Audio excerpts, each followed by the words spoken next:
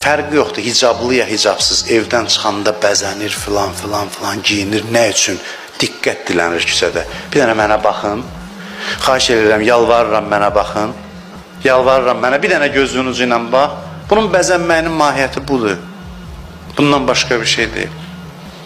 Gözəlliyini qadın göstərsin cəmiyyətə.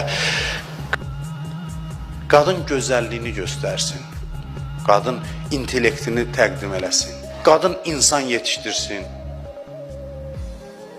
Yoxsa ki bu zahiri, yenə deyirəm, amma mən heç vaxt insanları hicablı, hicabsız filan bu bölgü tərəfdar deyiləm. Bəzən deyirlər həyalı, həyasız. Yəni bu məsələləri mən başqa baxışla baxıram. Başqa baxışla baxıram. Yəni sırf həya meyarı deyil.